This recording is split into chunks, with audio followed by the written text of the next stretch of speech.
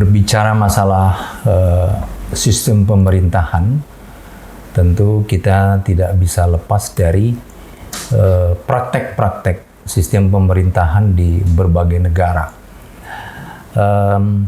Sebagaimana diketahui, sistem pemerintahan itu menjadi landasan bagi setiap negara untuk mengatur hubungan antar lembaga negara yang diharapkan dapat menghasilkan pemerintahan yang stabil.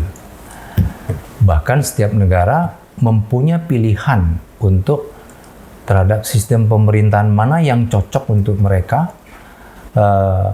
khususnya kaitannya dengan karakter negaranya dan hubungannya dengan sistem ketatanegaraan lain. Bahkan hampir setiap negara tergantung konstitusinya. Nah, kalau Prof. Jimli Asidiki mengatakan sistem pemerintahan itu merupakan penyelenggaraan pemerintahan oleh eksekutif dalam hubungannya dengan fungsi legislatif atau Regeringsstaat, itu menurut Jimli. Baik, nah dalam prakteknya selama ini ada, kita kenal di dunia, negara-negara dunia ada 3 sistem pemerintahan yang hampir cukup banyak negara yang menganut sistem ini. Yang pertama adalah sistem parlementer, kedua sistem presidensil, yang ketiga adalah sistem campuran. Tidak murni campuran itu menjadi sistem tersendiri, tapi dia lebih kepada, boleh dikatakan setengah parlementer, setengah presidensil, malah kadang-kadang cenderung kepada presidensil semu dan sebagainya. Nah, baik, kita lihat satu persatu. Sistem parlementer itu berkembang pertama sekali itu mau tidak mau kita akui adalah di Inggris. Nah, kenapa Sri Sumantri? Saya kira kita tahu semua, Profesor Sri Sumantri almarhum itu adalah salah satu anggota konstituante yang dibubarkan sama Presiden Soekarno melalui dekret Presiden 5 Juli tahun 1959. Beliau mengatakan bahwa Inggris itu adalah the mother sistem pemerintahan parlementer. Nah, bahkan ada juga sarjana yang berpendapat apabila ingin menganalisis sistem pemerintahan parlementer, sebaiknya dimulai dengan mengacu pada berbagai lembaga dalam sistem politik Inggris. Nah, pengalaman dalam membangun sistem pemerintahan parlementer Inggris sudah cukup mempunyai sejarah yang panjang. Bahkan kalau ditarik ke belakang dari berbagai literatur itu menyampaikan bahwa sistem parlementer itu bahkan dimulai dari Magna Carta Libertum, ya sekitar tahun 1215, yang merupakan tonggak penting dalam perkembangan sistem pemerintahan parlementer di Inggris. Bahkan setelah itu ada habeas corpus, Bill of Rights tahun 1689, Act Settlement, kemudian Parliamentary Act.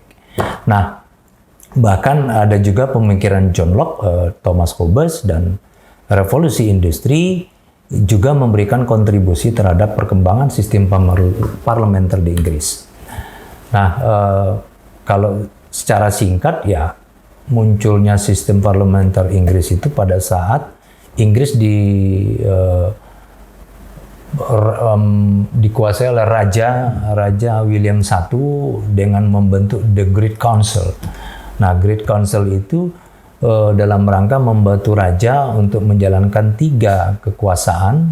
Kita tahu 3 kekuasaan itu adalah legislatif, eksekutif, dan kalau dulu menurut John Locke itu federatif.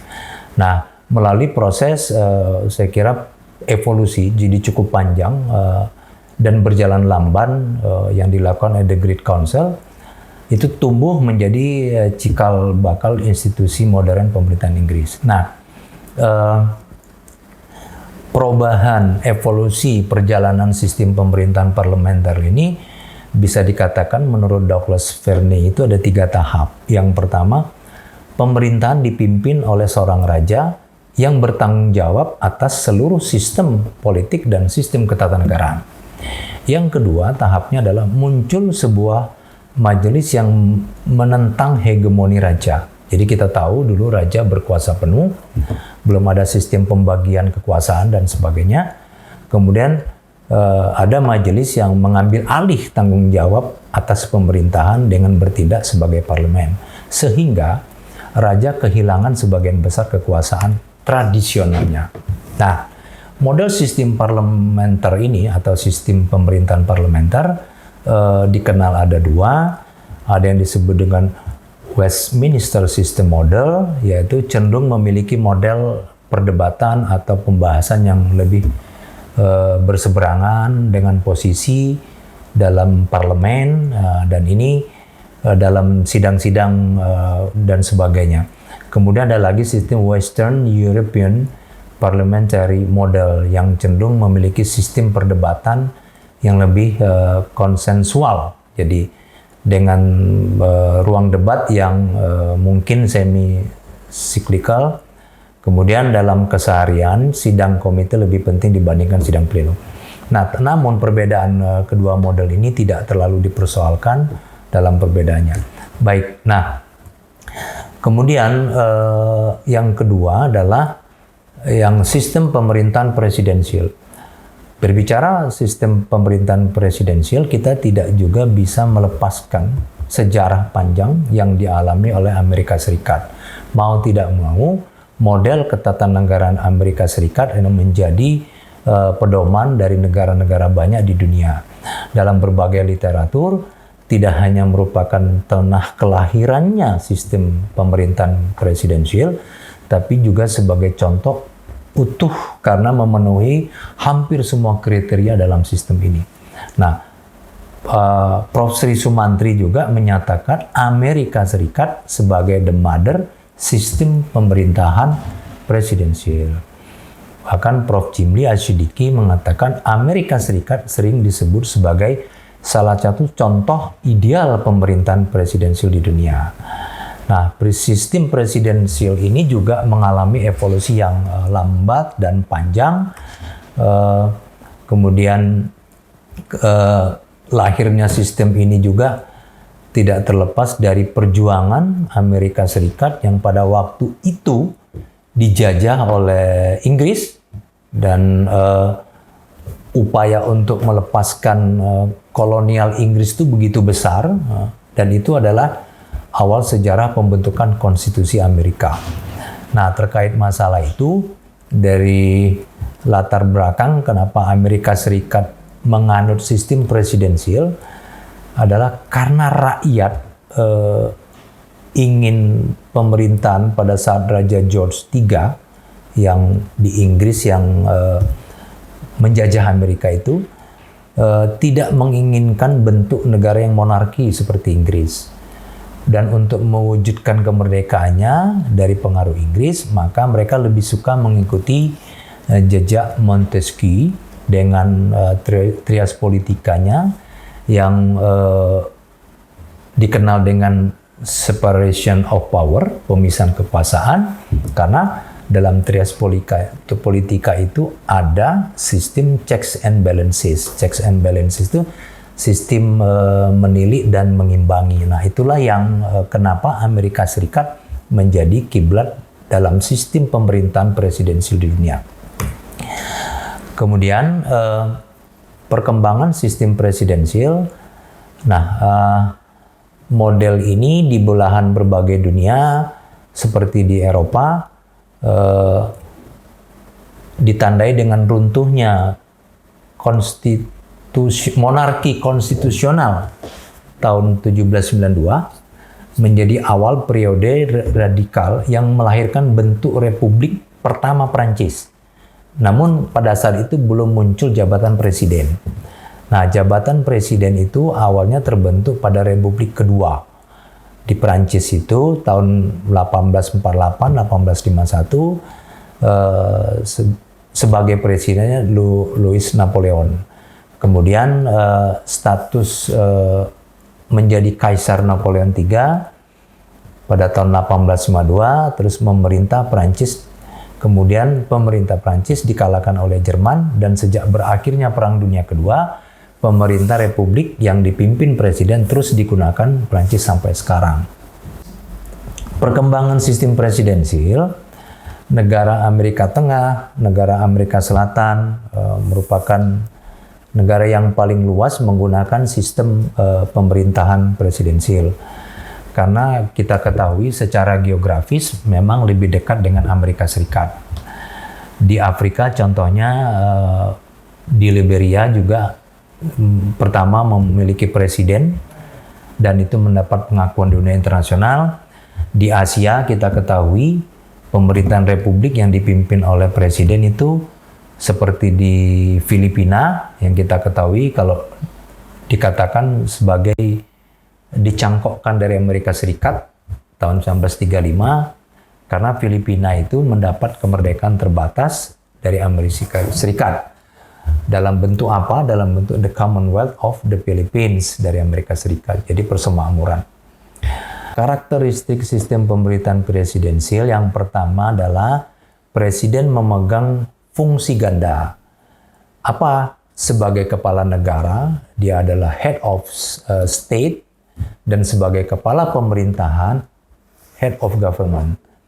Kemudian yang kedua karakternya, sistem pemerintahan presidensi dapat juga dilihat dari pola hubungan antara lembaga eksekutif, presiden dalam ini, dengan lembaga legislatif. Yang ketiga, presiden tidak bertanggung jawab kepada parlemen atau lembaga perwakilan, sebagaimana yang berlaku dalam sistem pemerintahan parlementer, di mana kabinet, menteri-menteri itu bertanggung jawabnya kepada parlemen. Next, karakteristiknya selain itu, sistem presidensial ini, karena ada pemisahan yang tegas, sehingga presiden tidak bertanggung jawab secara politik kepada parlemen. Karena presiden dipilih oleh rakyat, maka tanggung jawab presiden kepada rakyat. Nah, di sini dikenal dengan adanya fixed term. Jadi, jabatan presiden itu secara periodik tetap. Presiden juga sulit untuk dimakzulkan dalam sistem presidensial ini, berbeda dengan sistem parlementer. Bisa dengan tiba-tiba di Kongres atau di DPR ada mosi tidak percaya sehingga Perdana Menterinya bisa dijatuhkan dan sebagainya. Nah, dalam teori hukum tata negara, pemberhentian presiden di tengah masa jabatan itu merupakan a legal process of removing an undesirable person from public office. Jadi memang dalam sistem presidensial hampir di berbagai negara agak sulit melakukan pemakzulan presiden di tengah masa jabatannya. Nah, pemakzulan bukan sesuatu yang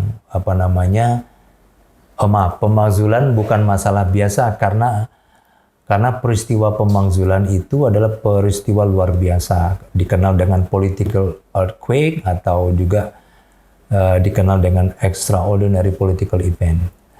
Nah, sistem yang ketiga adalah sistem pemerintahan campuran yang umumnya dikatakan semi-presidensial. Sejarah kelahirannya juga sistem semi-presidensial ini dari Prancis, perkembangannya di awal Prancis. Jadi kalau bicara sistem campuran semi-presidensial tidak bisa melepaskan diri dari perkembangan ketatanegaraan Prancis. Jadi diawali dengan pengesahan konstitusi, terbentuknya Republik kelima Prancis dengan sistem yang baru. Jadi sistem pemerintahan parlementer dan presidensial tetapi merupakan alternation di antara tahapan. Jadi dia bukan sistem pemerintahan parlementer, bukan sistem presidensial, tapi merupakan sintesis. Maaf.